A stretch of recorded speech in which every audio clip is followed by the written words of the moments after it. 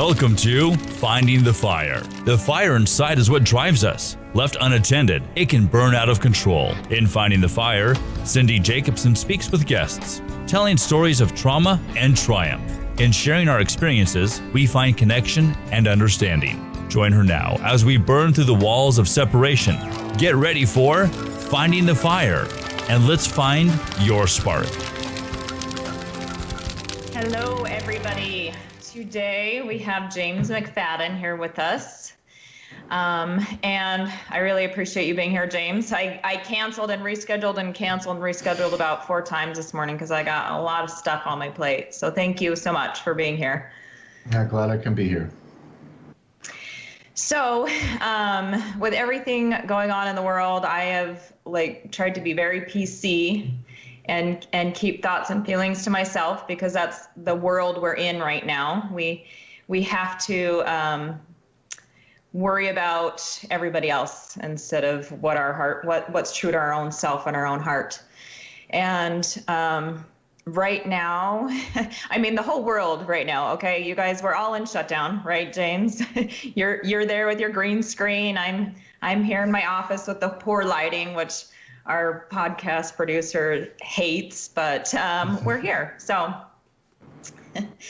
and it's just our situation and our reality right now. And we're doing what we're told because we're told this virus is going to kill us all. So we have to stay home. Is that about right?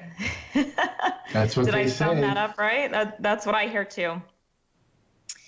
And, when it first started, I don't know about you, but when it first came out, I'm like, you know what? There's something bigger going on. There's something bigger than a virus because we have lived through a lot of viruses. I'm a nurse. I've lived through many, and I've shared on a couple other podcasts. I won't go into detail, but when swine flu came around in 2009, we went through the whole apocalypse training at the hospital, which I feel was prepped for this day and time because there was no apocalypse then. We had all the tents set up. We had the radiation training, it felt like, because the hazmat suits. We were told if we were exposed, we would have to be self-quarantined to our homes for 7 days at that point. And it was scary. It was so scary, being a nurse, being told that I had a new baby and we were all going to die. Well, my baby ended up being one of the very first diagnosed cases of swine flu / H1N1 here locally in southern Utah. And so I was quarantined to my house with her, and she ended up faring through it pretty well. She had a cold. The rest of us apparently got it and built immunities with no symptoms because they ended up testing us to see if we had immunities so we could go back to work. And so when this happened this year, I'm like, okay, something else is going on. This virus they're blowing it way bigger than even 2009 with that virus. So I didn't know what was going on, but now we all know that the whole world shut down. And we joked about that on an earlier podcast we did. I didn't think it was really going to happen, but we joked about it, and here we are. And I've kept my mouth shut, watching everything go through. And I'm like, this just doesn't feel right. If we're overrun with cases of COVID-19 in our hospitals and our nurses are being bombarded and we're told to stay home to save our nurses, which I am all for. I'm all for, you guys. But all of a sudden, all these viral TikTok videos started coming out of all the hospitals and all the nurses and all the choreographed dancing with multiple staff members, not just 1 or 2, but there's one I saw with probably 30 plus staff members choreographed. Apparently there's no patients or they wouldn't have time to do that, right?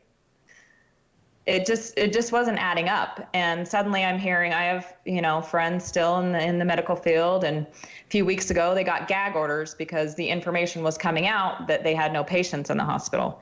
But what was being fed to us on the news was, oh my gosh, we're bombarded, we're overwhelmed, we have no ventilators, we have no masks, we have no PPE, we're all gonna die and we're unprepared and this is somebody's fault. Everybody wants to point fingers everywhere else. And they suddenly had gag orders and couldn't talk. I'm like, that doesn't feel right with me. And then come the viral TikTok videos. And then I'm just like, things are not adding up. Okay. And I think most of us know that by now, at least most of us that think for ourselves that something else is going on. I have a friend who's she's with the police department, and she had some fishy things that happened over there too, because she was like, hey, I'm all for protecting our police officers, protecting our front linemen, protecting our societies. And some things weren't adding up with her either. So she had a different awakening, if you would, to what's going on. But I think a lot of us are getting to that point to where we're starting to think for ourselves and stop just being fed the information on the news. Do you want to share anything here, James? I'm just kind of going off because I'm on a rampage today, and I'm no filter today. All bets are off. So, what are your thoughts on what's going on? It's interesting. Even reflecting on a couple of conversations we've had recently, because I did have a little bit of a different take even coming into this. I had actually talked to my son and my wife, and interestingly, because I'm not a doomsday, Chicken Little, sky's falling, and everybody's gonna die, and yet with this, I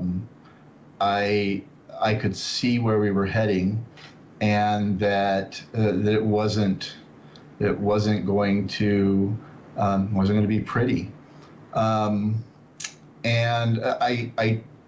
I totally. We all see exactly what you're saying, and there is no doubt that the stories that we're hearing are definitely not adding up in some respects,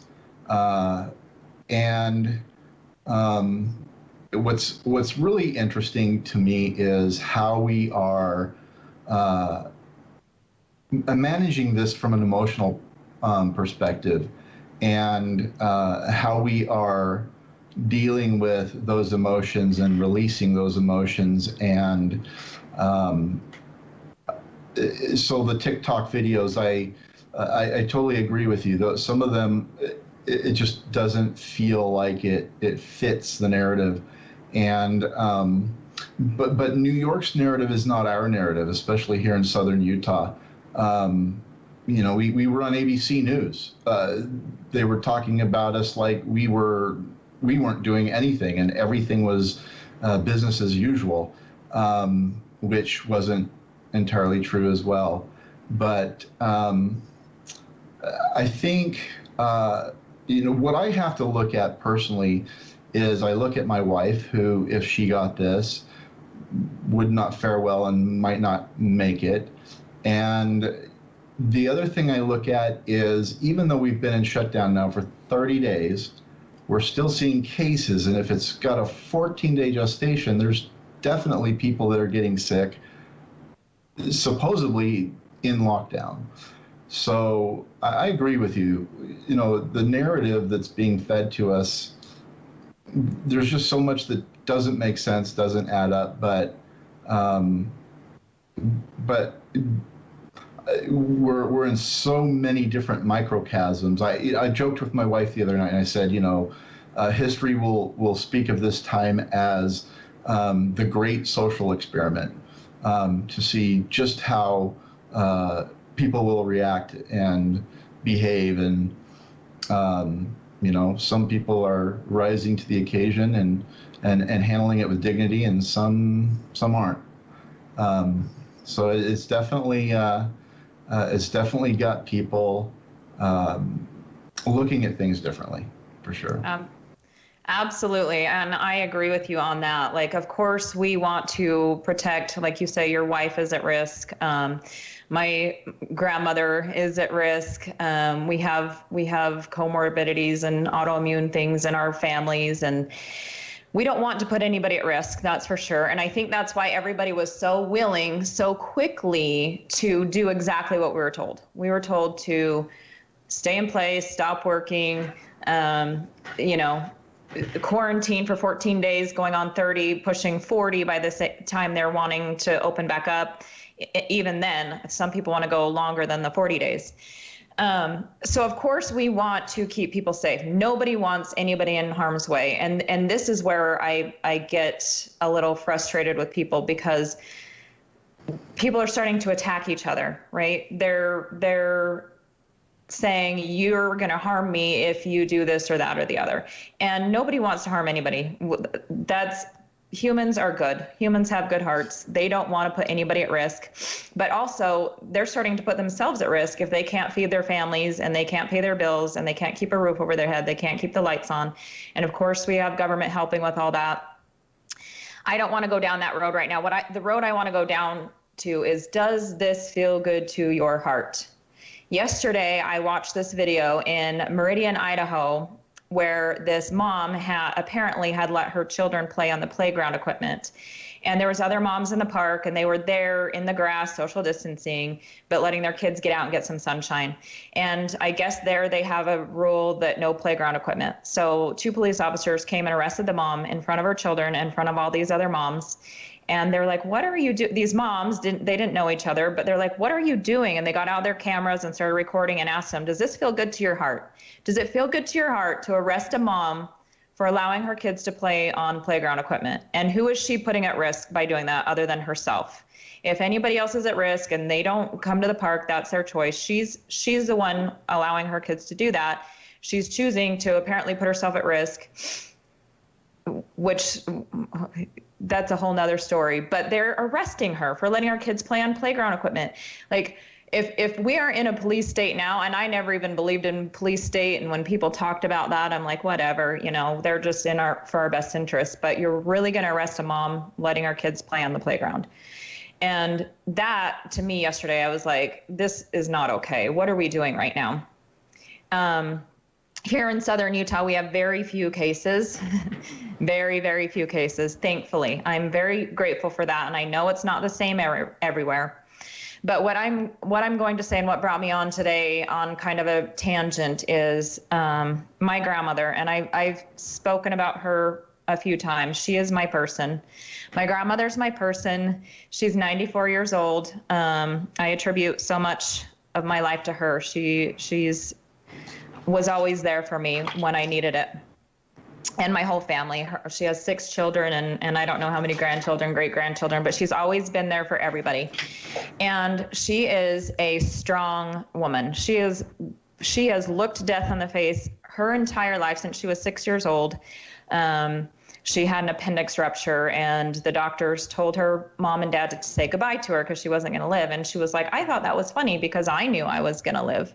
And that's been her mentality since she was 6 years old. She's been in and out of the hospital multiple times. She has been in and off hospice, which, if you don't know what hospice is a palliative care that they give to you at the end of life, where they think you have 6 months or less to live. And she has literally beaten the odds off hospice at least 6 times that I'm positive of, maybe more.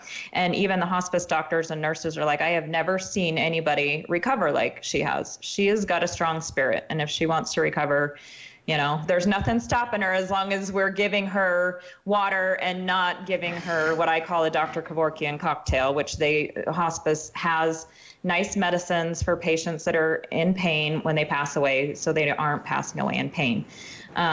Having said that, my grandma is super sensitive to medicine. She's always refused medicine, even when she breaks her bones and she has to have surgery. She will, as soon as she's coherent enough, she will tell the doctors to stop giving her the narcotics and the pain meds. And she would take ibuprofen or Tylenol, and that's it. And so she's a fighter, and she's strong, and she's fought back, literally fought back. And I've had to fight for her a few times. Being a nurse, like I know medical, and I know my grandma, and I was there to support her in her desire to live. And of course, nobody's going to live forever, and we don't want to prolong her life. It's not like she's on life support and IVs for nutrition or anything else. But as long as she has a spirit to live and she's able to eat and drink and feed herself and wants to live, then let's support her in that. And she'll say to me flat out, I'm not ready to meet my Heavenly Father yet. I still have things to do. And she's getting dementia now, and that might be changing. So she might be ready to meet her Heavenly Father. Well, she is now again on hospice. She's in a care facility here locally in Southern Utah.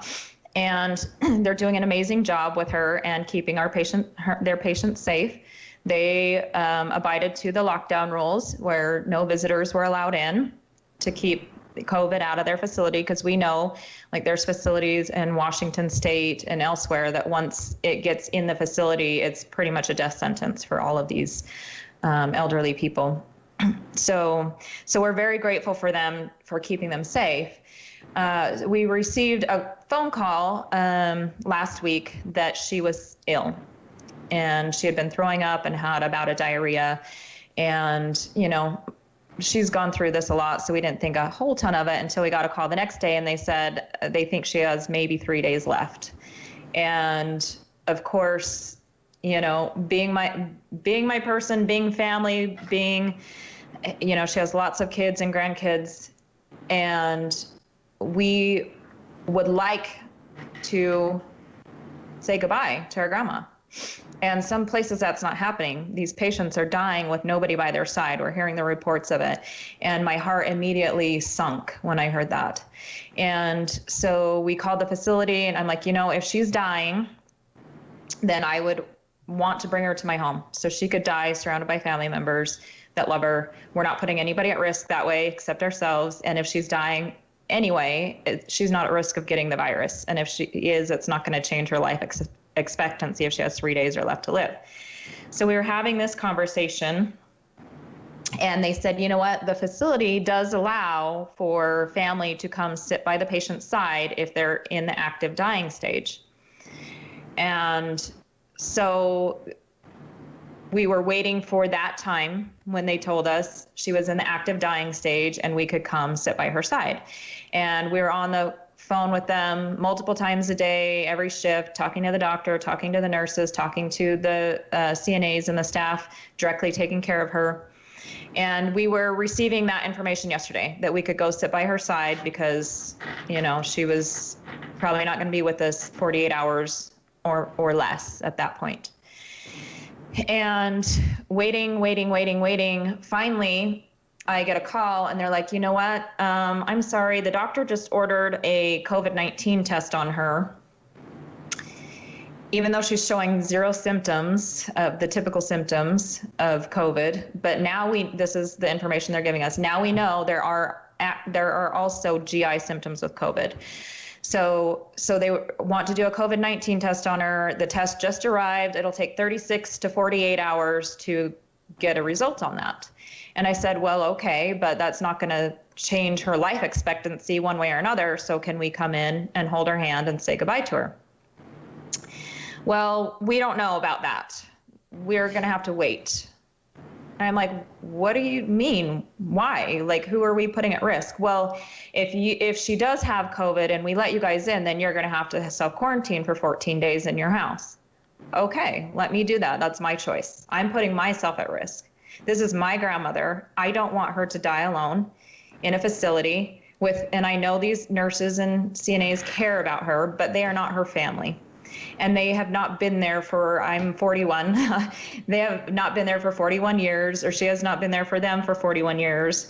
Or, she's 94 years old. She has a lot of family and friends that want to hold her hand and say their last goodbyes. And we're now being stopped from doing that because they have to test her for COVID. Why? Why does it matter? She's dying. Why can't we come say goodbye to her? There are so many things that I could go off on right now, but I am so upset about this that they will not let us in to see her, to say goodbye, even though they said that we could. And now because they have to test her for the virus, even though she is the one already dying, we can't come in and see her. And so she is probably not going to last today, I imagine. And we don't get to say goodbye to her. And I am completely devastated right now.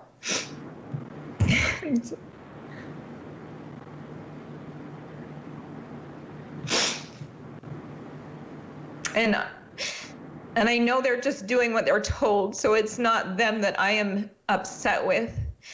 But what in the... I want to swear right now, but I know this can be syndicated, so I'm not going to. But what in the heck are we doing? We are treating people as a number instead of a person. We're treating them as a commodity, information has gotten out that hospitals are getting paid per diagnosis. I don't know if this goes across the line for care facilities, but I wouldn't doubt that because Medicaid pays out. That if they are diagnosed positive with COVID, they get $13,000. And if they get put on a ventilator, they get $39,000. So who does it benefit to test these patients positive? My grandma's already dying. She's been on hospice for a long time. And now they're stopping family from saying goodbye to her because they want what? A number for a statistic? Are you kidding me?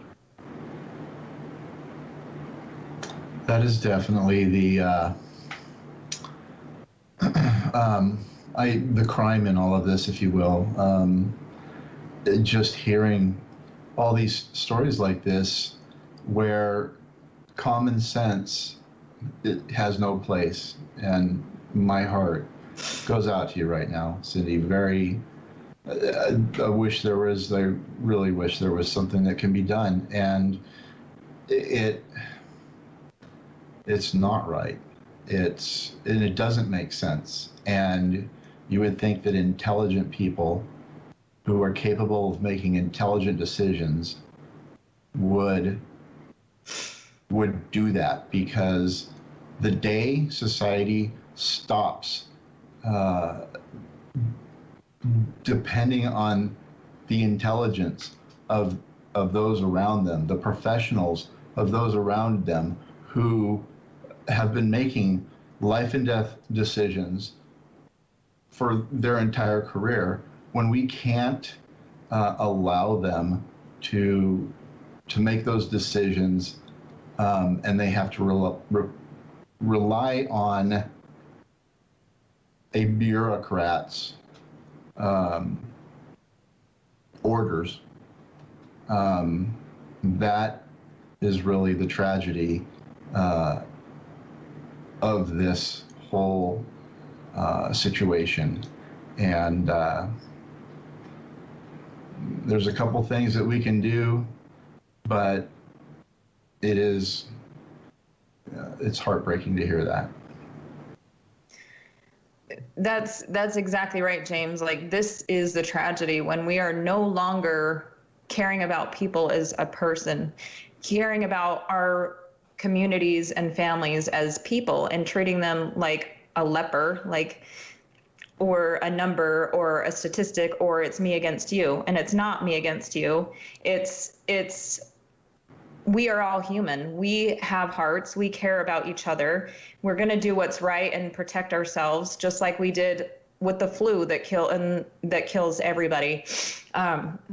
Sorry, I got distracted with the numbers. We're wrapping up our time, but there's so many deadly things out there, and we're not hateful, harmful, vengeful people. We're good. We have hearts. We care. We have brains. We can think for ourselves. We don't need to be told by bureaucrats and by people that have lots of money in their accounts what is best for us, when we know what's best for us and we know what feels right to our heart. And it does not feel right to my heart to let my grandmother die in a bed alone and be a statistic for their numbers. And we have 20 seconds left, James, so I'll let you take it away. And I don't know. I think it's just time.